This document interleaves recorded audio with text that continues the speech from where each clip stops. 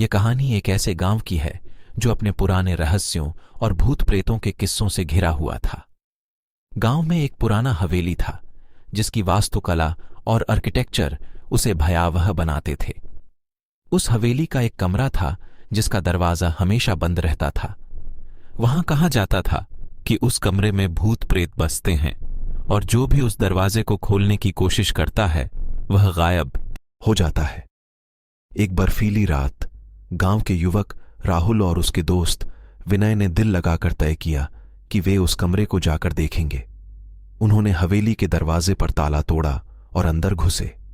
हवेली का वातावरण अच्छी तरह से डरावना था। उन्होंने अपनी टॉर्चेस जलाई और उस कमरे की तरफ बढ़ा।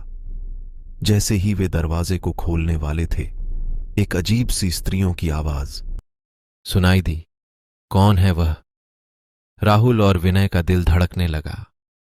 वे डर से ताला तोड़ने के लिए तैयार थे, लेकिन अचानक दरवाजा खुद ही खुल गया।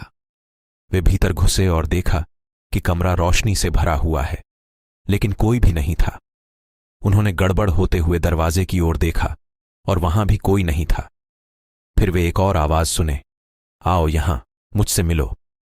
उन्होंने वो आवाज की ओर देखा और वहां एक वृद्ध आदमी खड़ा था जिसका चेहरा धुंधला हुआ था। उसने हाथ बढ़ाया और कहा, तुम्हें मेरा आशीर्वाद मिलेगा। और वो दोनों वहां से भाग गए और गांवले को सब कहानी सुनाए। उसके बाद गांव वाले उस हवेली की तरफ देखना छोड़ दिया।